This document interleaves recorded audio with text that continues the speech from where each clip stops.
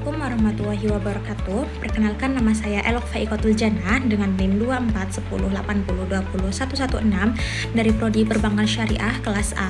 Nah, di sini tuh saya akan membahas materi terkait peradaban Islam di Indonesia.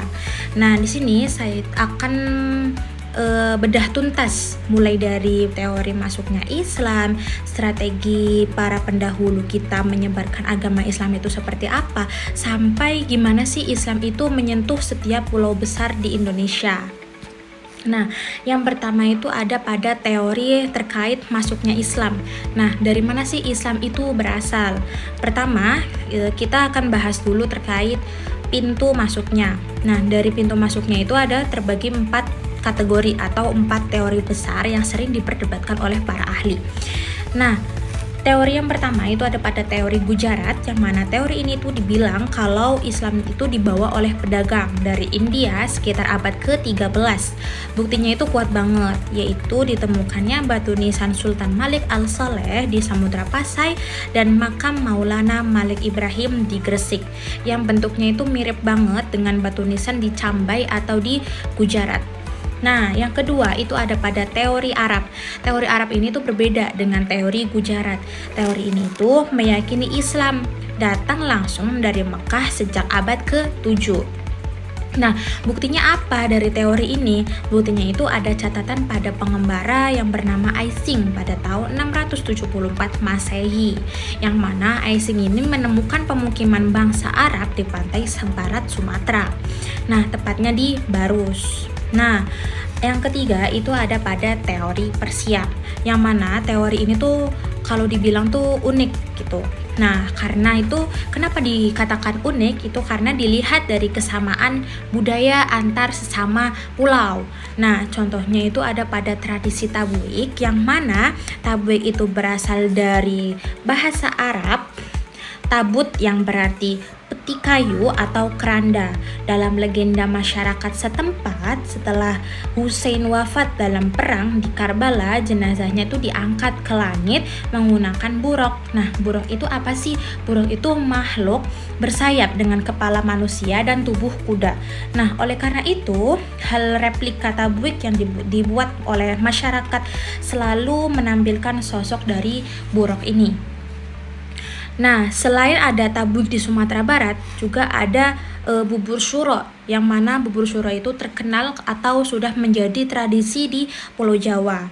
Nah, untuk bubur syuro itu untuk memperingati 10 Muharram.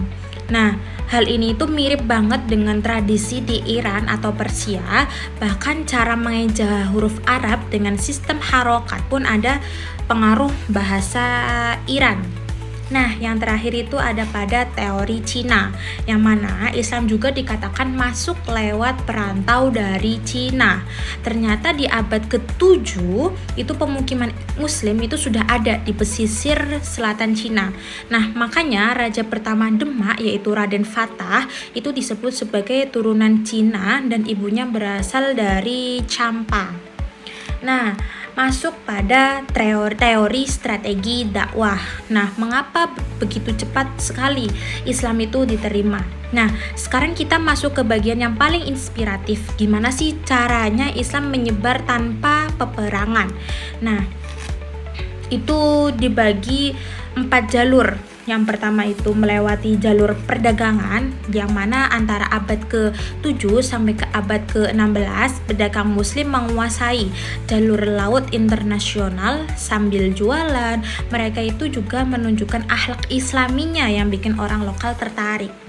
Nah, yang kedua itu ada pada jalur perkawinan. Nah, gimana? Karena pedagang muslim itu punya status ekonomi yang bagus. Nah, banyak wanita lokal termasuk keluarga bangsawan yang tertarik menikah dengan mereka. Syaratnya adalah memeluk agama Islam. Jadi, sehingga komunitas muslim makin berkembang di lingkungan istana. Contohnya itu pernikahan Sunan Ampel dengan Nyai Manila. Nah, yang ketiga itu ada pada jalur pendidikan, yang mana ini pondasi utamanya itu para ulama mendirikan pesantren di Jawa dan Madura.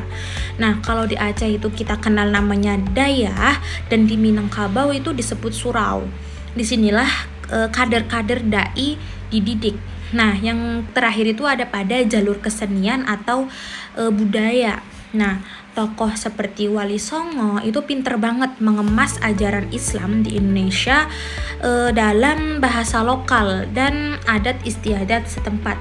Mereka itu memperkenalkan Islam dengan memakai wayang, sastra, dan masjid dengan arsitektur unik seperti Masjid Menara Kudus untuk menarik perhatian masyarakat tanpa memaksa.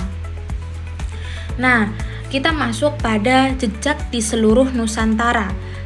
Nah, jejak di seluruh Nusantara itu juga ada pada daerah Pulau Sumatera, yang mana penyebaran Islam itu nggak hanya di satu pulau saja, tapi itu melalui Pulau Sumatera, yang mana itu adalah Sumatera ini tuh adalah gerbang utama. Ada Kerajaan Samudra Pasai dan Kesultanan Aceh yang mencapai puncak kejayaannya di bawah Sultan Iskandar Muda, yang hubungannya itu dengan Timur Tengah kuat sekali sampai Aceh dijuluki Serambi Mekah. Nah, ada pada Pulau Jawa, yang mana setelah Majapahit melemah, Kerajaan Demak muncul sebagai pusat penyebaran Islam ke seluruh pelosok Nusantara. Nah, yang ketiga itu ada pada Pulau Sulawesi, yang mana penyebaran Islam itu melalui dari Kerajaan Gorontalo. Gorontalo resmi itu menjadi kerajaan Islam pada tahun 1605 dengan raja pertamanya yang bernama Sultan Alauddin. Nah, berikutnya itu pada Pulau Kalimantan. Nah, Islam itu bagaimana lewat Kalimantan ini? Nah, Islam masuk lewat 3 jalur. Yang pertama itu jalur Malaka, yang kedua itu ada jalur Mubalik dari Jawa atau Demak, dan dai dari Sulawesi seperti Datuk Eri Bandung. Nah, yang terakhir itu ada pada Pulau Maluku dan Papua. Nah, wilayah ini itu kaya akan rempah-rempahnya. Jadi pedagang itu sering datang ke Pulau Maluku atau Pulau Papua. Itu ada kerajaan yang bernama Ternate, Tidore, hingga Bacan yang pengaruhnya itu sampai ke wilayah Papua seperti Waigeo dan Misol. Nah, itu dia perjalanan panjang peradaban Islam di Indonesia. Kita bisa melihatnya kalau kuncinya itu adalah kedamaian, pendidikan, dan akulturasi budaya yang kuat. Oke, sekian materi yang bisa saya sampaikan. Kurang dan lebihnya mohon maaf. Wassalamualaikum warahmatullahi wabarakatuh.